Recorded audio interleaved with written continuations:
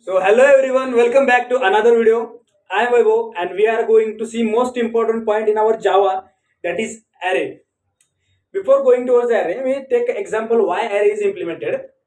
So initially, if we are having some condition like that, if we have to store the data of 100 students, that time we have to write that variables or write that content again and again at 100 times. So that is very lengthy process, or that is for time consuming process, and there is a chances to mistakes and miscode up that overall process.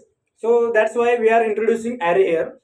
Array is basically storage of similar type of data, or storage of similar multi similar type of data is stored in one set in an array. So we have to implementing array for storing multi-level similar data in a one set.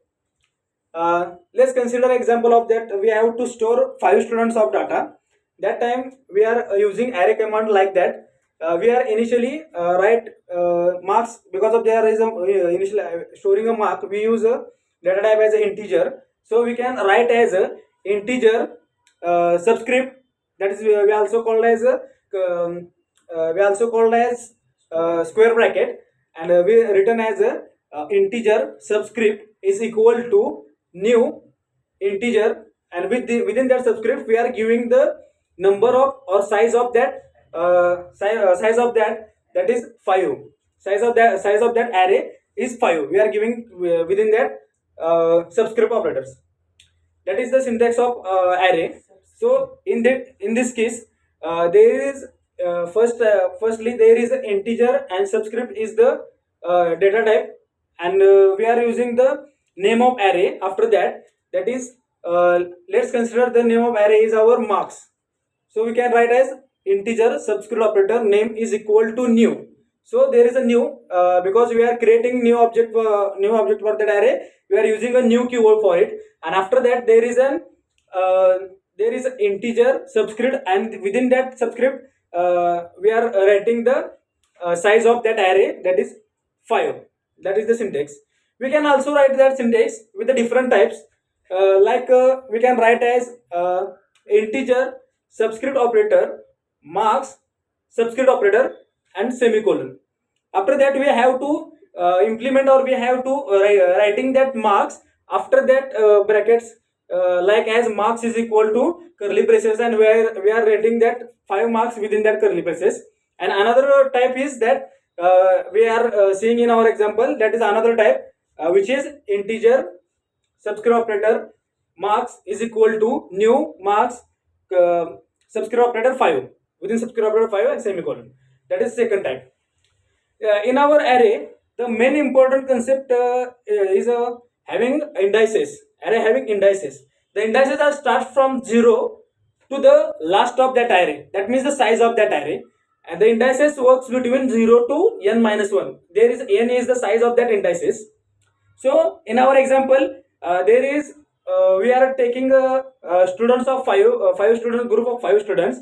That time our first value of student marks considered as 56. So that is our 0 indices is 56, and we are and up to that our last students consider last students marks having 59. So that 59 indices is n minus 1, or that is our last size of our array.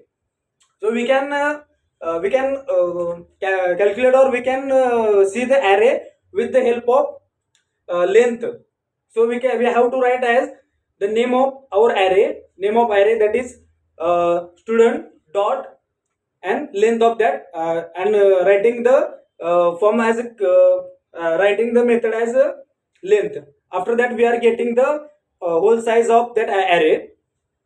The after this we are going to see advantages of array, or that is why we are implementing array. So that advantages are so most important in this case.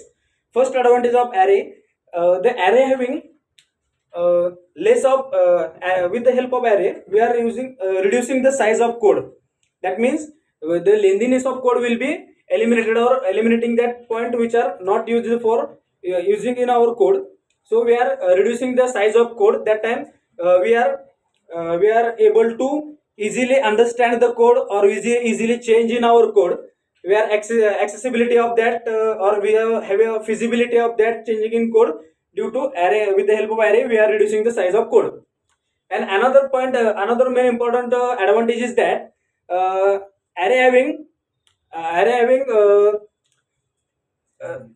array or having size. No, that we are seeing that advantages. Array are having accessibility of their indices. Let's consider there is a 300 students, but we have to specify work on in specific student. That time we are putting with the help of our indices. There is some indices starting from 0 to n minus 1 numbers. So we can directly contact with or we can directly access that.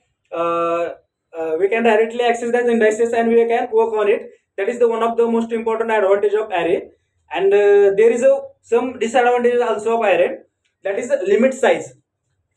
Consider if we creating a group of array of the 300 student, that time we can easily implement that array between 0 to 300. But in case there is any additional number is there like 301, so that time array cannot be accessed or not allow that additional data within that. It only works between their limits. That is disadvantage of array. So after that we go towards the last point, that is types of array. Array should be written in a single dimensional and multi-dimensional. So we see single dimensional. In single dimensional, we can use single subscript operator. That is with we can explain. I can explain you with the one example. Take that same example of students. There is we are using only marks. We are using array for only storing the marks of that student. That time we are using integer subscript is integer subscript marks is equal to new integer, and within that subscript we are writing the 5. That means the number of marks. We are using only single condition for that array. That time we are using that single dimensional array. That is the one example. There is a single data type. That's why we are using that single array. In our second example, multi-dimensional. That time we are using two or more than two dimensional arrays. In that case, see the example of see the example of that multi-dimensional arrays. Consider 2D dimensional array. We see example on 2D dimensional array. In 2D dimensional array, if we are implementing that same example of student, that time we have to implement the marks with the name of that student. That time we are using two different types of data. Because of that, we are need two different. We are needing that two-dimensional array. That time we are using syntax as integer subscript. In this case, we are using subscript 2 times, because in first there is an integer of marks and in second there is string of name. That is the syntax for it. And for 3-dimensional, we are using 3 subscripts, and that syntax, the example for it, consider we have to implement address of that student. That time we are also using that marks of students, name of student and address of students. So that 3 terms will be stored in that 3 subscripts. So we can write as a that students array with the help of 3-dimensional. So over for today. Thank you.